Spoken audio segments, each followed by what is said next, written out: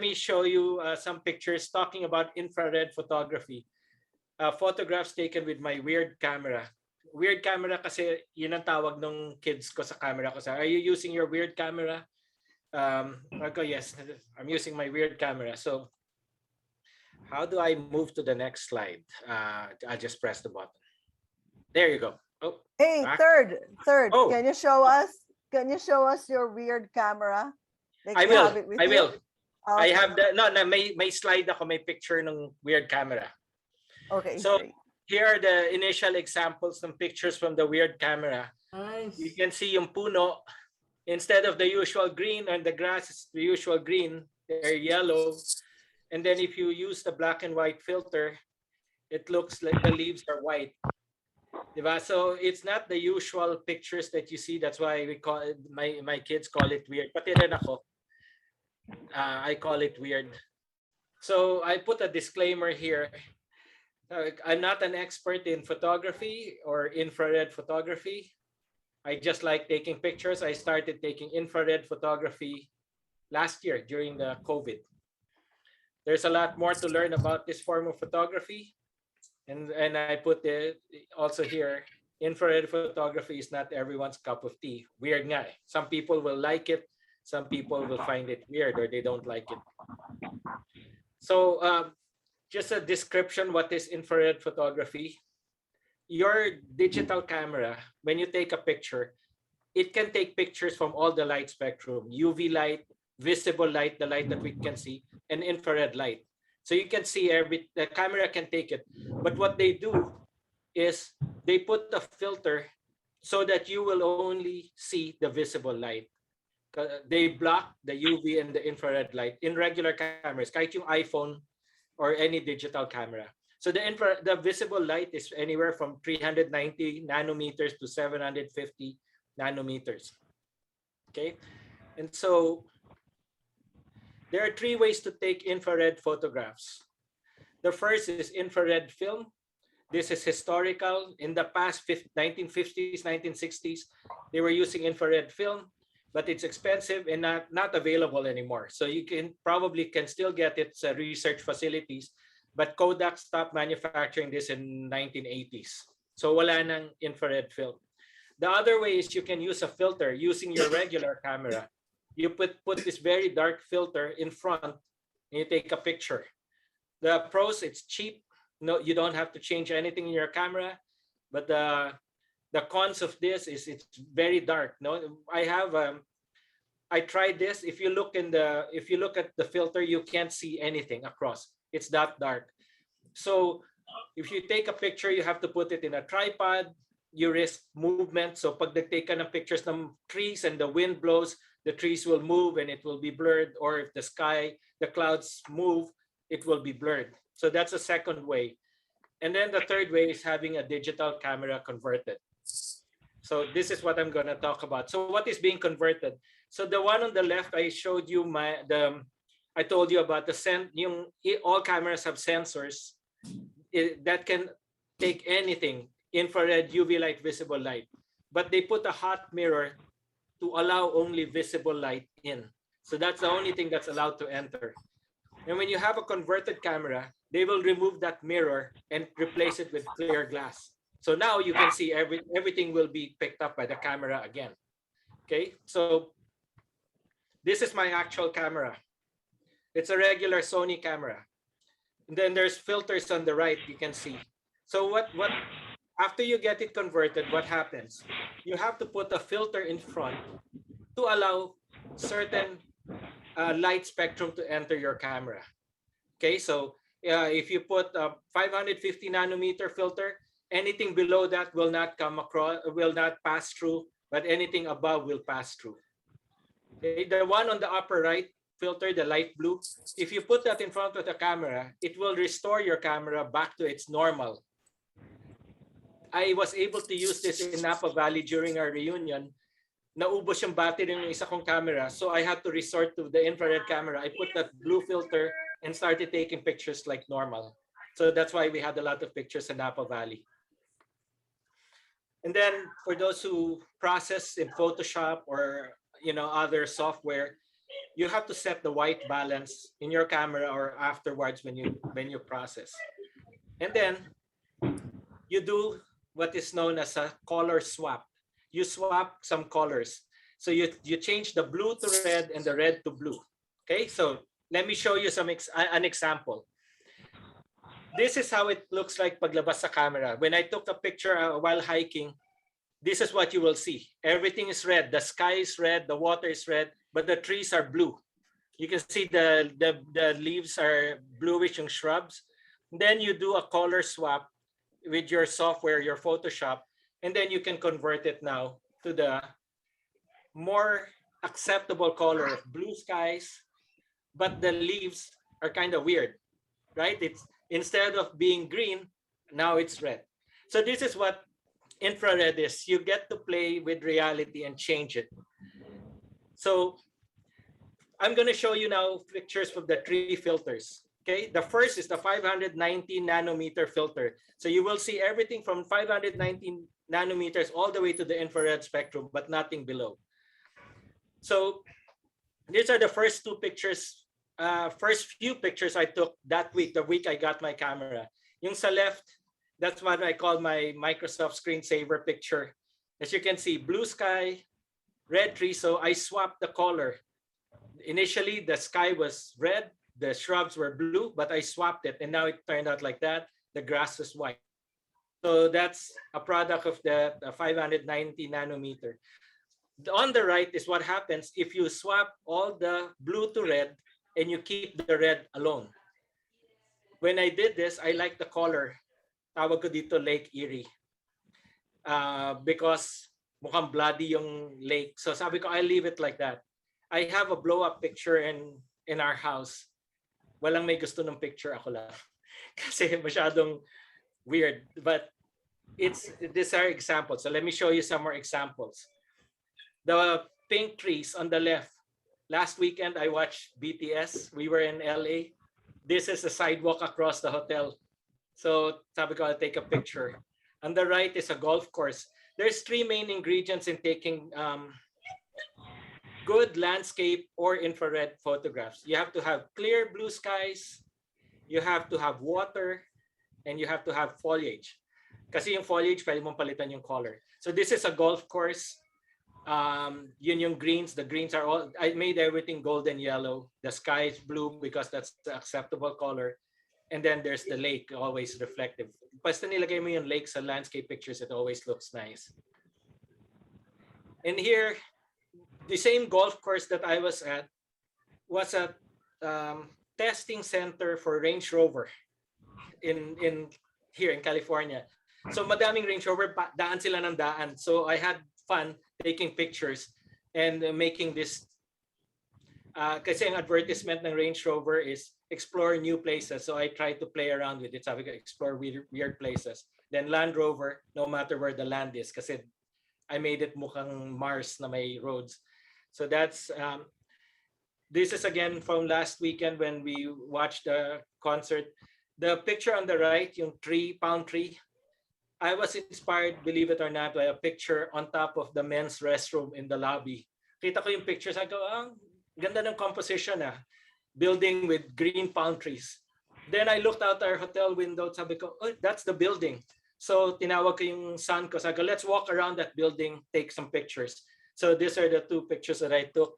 The palm trees, instead of green, I made it pinkish or red.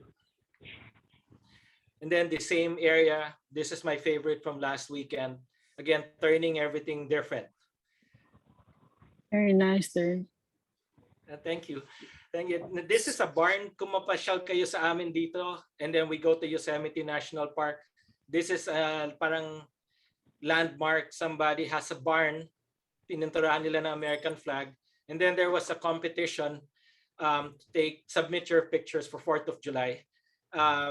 Green yung grass, so I change it and then I make the sky dramatic. I didn't win anything, but I submitted this picture. They're gonna build a hospital in this land, so in a couple of years, gigibain na yan, lalagyan ng building dyan, sayang. JP, ito sa biking. Mountain bike trail yan. You can see the trail. Anyway, after we bike, nag-hike kami ng anak ko, and then I took these pictures. Again, I changed everything from the usual green to red, including the seaweed turned red. Galing. This is a famous bridge called Bixby Bridge in Monterey area, Big Sur. So I made it all red. So weird. Sabi ko nga, it's not everybody's cup of tea, right? I mean, people might like it. I personally don't like it, but I find it like maganda i-demonstrate just to see. Okay, let's see what else. Okay, now the next is our pictures from using the 720 nanometer. So now we're in the infrared spectrum or near infrared, because infrared starts at 750. So this means it allows a little visible light, but no other color is allowed. So what happens when you take with this camera is the picture is predominantly black and white except the sky. Okay, so blue sky, but everything else turns black and white, including the tree. The pine tree became white. Ito is a good filter to use kung ayaw mo nagpo-Photoshop. If you don't want to process your pictures, this is straight out of the camera. This is how it looks like. So let's see. This is another picture using the 720 nanometer. Again, white trees. Everything else is black and white. You might see a little red, but the colors are subdued. Blue skies. So that's 720 nanometer. The same thing. See, all the trees are white. The rocks, of course, they're gray. They're blue skies, and everything else is black and white. For those who are, nakita niyo, pinost ko to sa Facebook when I took this. Tawag ko sa kanya 4 orbs because of the moon and then the tree floating, whatever they're for. Siguro for boats, yung mga nagbo-boat as a guide, floating. So if you can imagine, these are all green pine trees, no? Pero I converted it. The sky was clear, blue with the moon. With the magic of Photoshop, I added some clouds to add some drama. Meron change cloud settings of Photoshop. You just click it if you want a sunset, if you want a rainbow, you just click it. I just decided to put some clouds para magka-konting texture. Okay. Now, what if we go further out, infrared 850 nanometer? This is completely in the infrared spectrum, no visible light allowed. So the picture will be black and white, right? That's expected kasi wala nang infrared. So this filtering creates the most dramatic black and white. So the sky appears dark or black. The lake, the water appears black, but the foliage still appears white. So these are grassy areas, and in the distance, in grassy hills, they all turn white, but the clouds are white, the sky is dark, and then even I was asking myself on the right picture if that's a dead tree or not. My conclusion is that tree is still alive because it's still white. If that was a dead tree, it will become like a rock, magiging black. I'll show you a picture of a dead tree. So first on the left, this minus the water. This is an example of the reason why you use the black and white, the 850 nanometer filter. You have clear sky that turns almost black or dark gray. Then you have this high contrast white clouds, cotton, and then you have the tree, the grass. Tapos sa right, I named this Ghosts of Fish Camp. I don't know kung napapanood nyo, meron Julia Roberts had a Netflix series, 2 series called Homecoming. And part of the scene was filmed in Fish Camp, California, malapit sa amin. And, pero doon, ginawa nilang everything's green, small town. Pero actually, Fish Camp was burned. Nakita siguro ni JV when he went to Yosemite. The trees are burned. So now, the trees are dead. If you notice, the bark, the branch, the bark of the tree is black. So when they're dead, they don't absorb light. the grass, yung talahib, the grass is still white. So these are all dead trees from a recent fire 2 years ago, and that's the effect. Let's see. Maybe I just have a few more. This is from the same golf course, dun sa where the Range Rover cars were passing back and forth. I saw the old tree, kinuna ko ng picture. Again, another benefit of using the filter. Kasi if not, the grass will be dark. Opposite, the leaves will be dark, and then the trees will be like white or gray. So if you want to create a dramatic effect, you use this. And then again, the same lake. This is a day before a storm.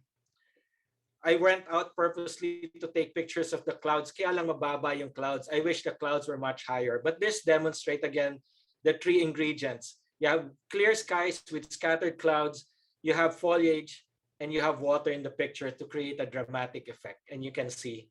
Kaya lang, kung mas mataas sana yung clouds, that would have been a nicer picture. Okay. Here are my two kids. Hindi nila alam na sa picture sila. They don't know. Infrared and humans. So when you take infrared pictures of portraits of people, the skin becomes smooth and milky white. So if there are skin blemishes like freckles, acne, pimples, they all disappear, but medyo exaggerated. It becomes porcelain doll-like, parang ceramic na white.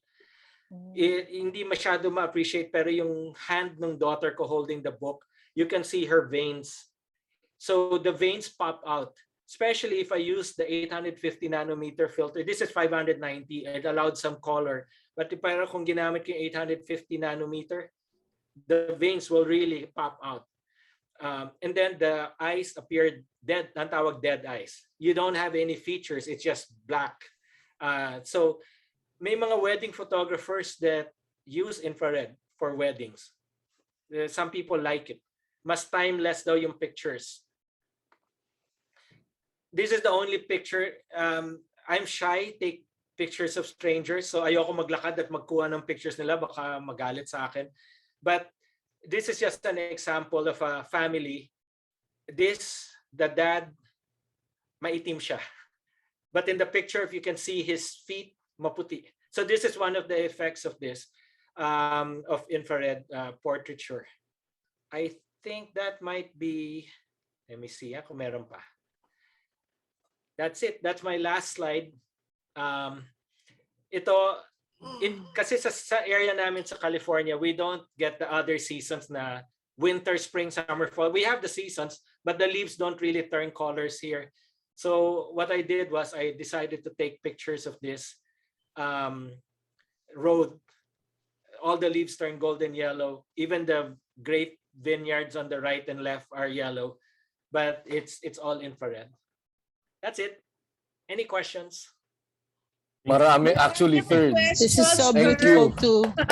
Galing, So third. beautiful, Marami third. akong questions. Oh, ayan, Okay. si Faye, maraming question kanina pa. Go ahead, Faye.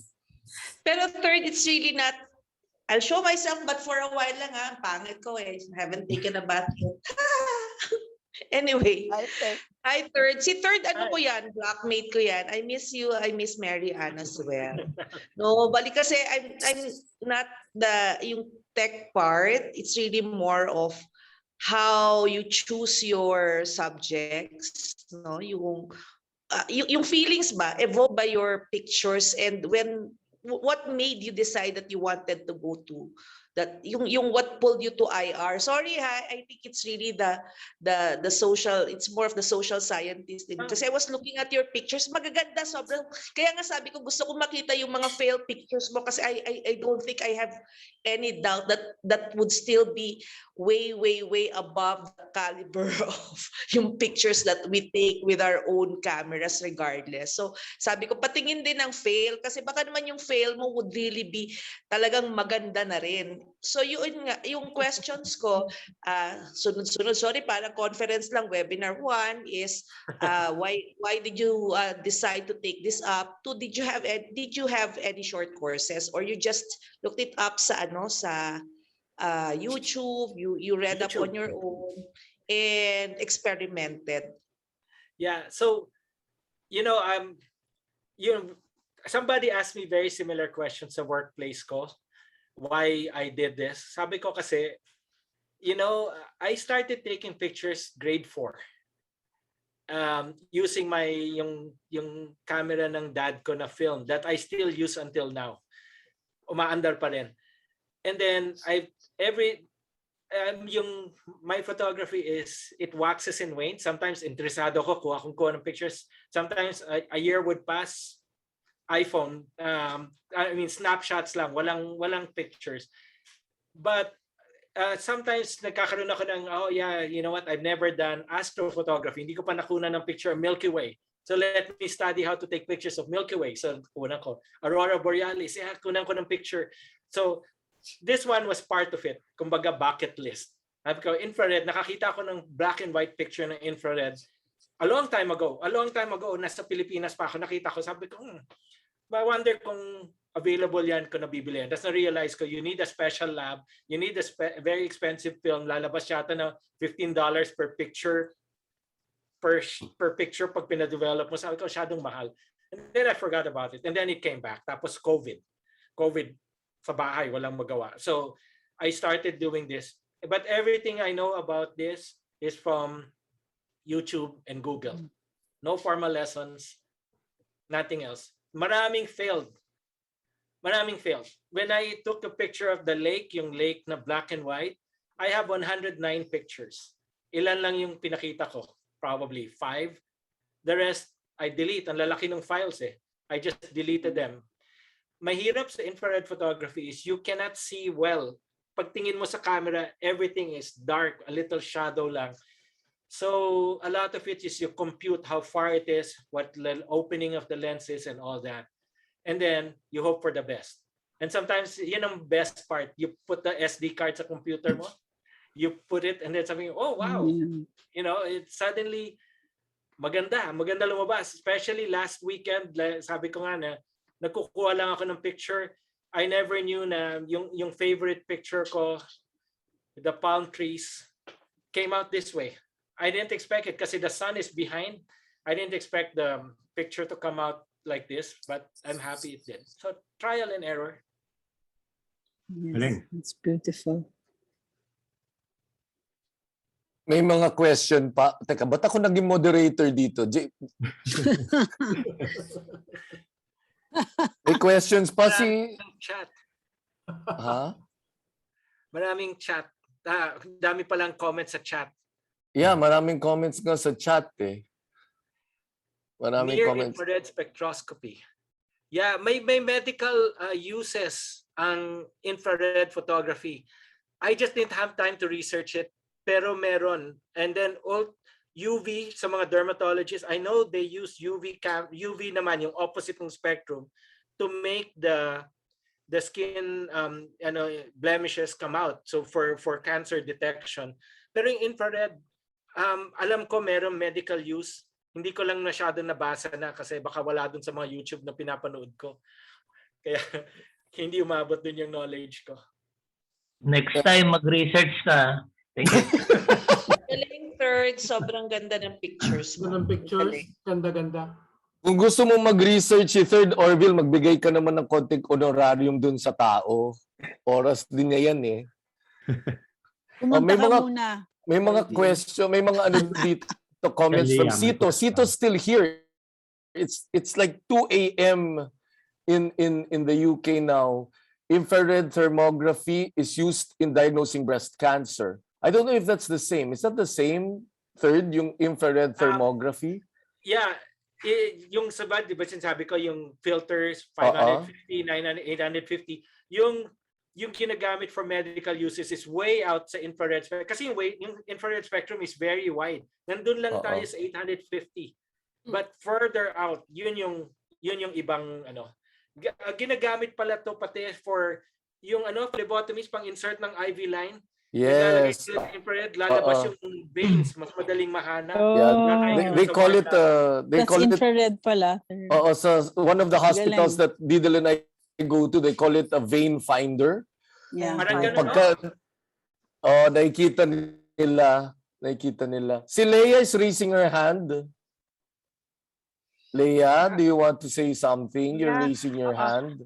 Yeah, thank you, JV. I would like to ask not only third, no, third, that was a great lecture on infrared. I came in late, but this is also my question to nandito ngayon. Parang, third, how do you draw the line? Parang, where do you draw the line between yung na parang ine-enhance mo lang yung pictures versus yung Photoshop na tinatamper na parang, di ba there are times when parang baka mamaya, do you know what I mean? Na parang nasisira na natin or what's the term for that? Na Yung parang parang reality versus something na fake. yan, oo, tapos yung parang what is the how far can you go in terms of let's say Photoshop or photo editing? Yun Oo. siguro yung question ko even for the other photographers here present. Where do you draw the line? Sa akin kasi, there was a time na against ako sa Photoshop. That was before iPhone. Kasi feeling ko, pag may picture, pag tinignan ko, sabihin, ay, Photoshop, ay, ganyan. And then, natutunan ko paano gumamit ng Photoshop.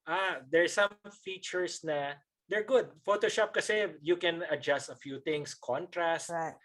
the color, The right? Vibrance. brightness. And then meron HDR, which we can use in our iPhone. Pero HDR, doon ako first na gumamit niyan. I take 5 pictures, tapos pipindutin ko yung HDR button, they will combine. So all the shadows will come out, all the bright will be subdued. So to that point, it's okay.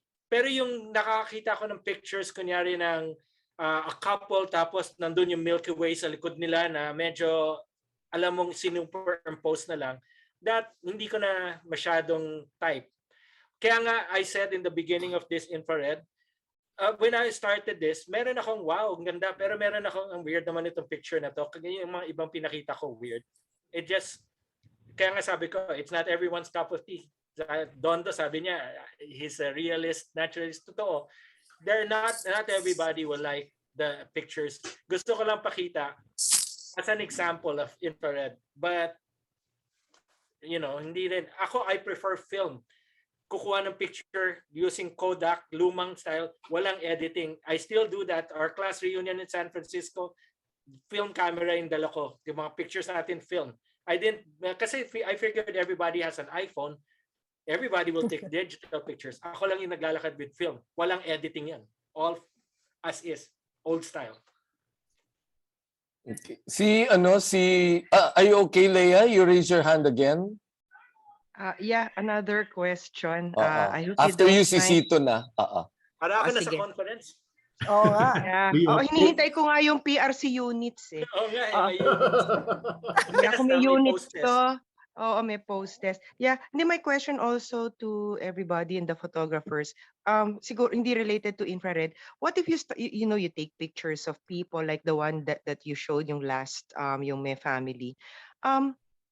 Do we need to ask permission from people when we take pictures of them, even candidly, especially kung halimbawa for publication or posting? Dito, tawag doon street photography. I tried that. Street photography is basically taking regular, everyday life. No? Nakapagbakasyon kami. May mga pictures ako sa province namin, sa San Mateo, mga naglalakad. Pero I am shy. I take pictures, bababa ko yung bintana, I'll take a picture and then tago. Yung may mga iba, they walk around and they focus on your face and take your picture. Hindi daw bawal. At least sa US, hindi daw bawal. Pero you can imagine, mapapaaway ka pag gawin mo yon. And para sa akin, it's invasion of privacy to take somebody's picture without their permission. Tapos may mga iba, they take advantage. Like street photography, puro beggars, puro mga homeless people kasi hindi makaangal yung mga yon. They take pictures of that, sabihin nila, oh, this is life in the street, pero they only took those pictures kasi alam nilang hindi lalaban yung mga yon, but they cannot take other pictures. Kaya sa akin, I try sometimes pag talagang it's interesting, pero feeling ko na I try to avoid it kung nahihiya ako sa kanila. Okay, thank you. Sito, your hand is raised. Yeah, thanks, JV. But a great, really great pictures, third. I mean, Thank you. I also started young in photography, and so, and I also wanted to do infrared when I first saw infrared, but up to now I haven't tried it. So it's something. I just want to address the thing about the Photoshop. No, I think it all boils down to the intent. If the intent is to bring out the actual emotion of the scene, like what Third did with putting in the clouds, then that's all right. And also, it's whether you intend to deceive. I mean, I do stuff like I superimpose stuff on pictures and things like that, but I never say that this is actually what the scene was like I'll put Baby Yoda in a picture of us with the family, but I won't say that, you know, yeah, the Baby Yoda was really with us in that photo. No, if the intent is really just to make the thing more artistic, and there's no intention to deceive and make people believe that that thing actually happened, then that's all right. So that, for me, that's where you draw the line in you know, in photoshopping. And you know, even manipulation of photographs started even before Photoshop, even with print and film. You know, I used to develop my own films and print my own photos, and we could manipulate it, we could crop it, we could superimpose, etc. We could do double exposure. So all the stuff you do in Photoshop, they could do that in the era of film. And for me, the line is drawn when the intent is to deceive. But if you're just trying to recreate or bring out the actual emotion of the scene, then for me that's all right. And then the other thing about the permission, yeah, you can take photos of people without their permission. But if they go up to you and say no, I don't give you permission to have you in my photograph, then you have to what you call this, especially with photographers, you have to follow their wishes. And of course, in academic publications, you really have to have express permission, or you have to anonymize any person that's in your photograph. Yeah, that's all I want to say. Thank you, Sito.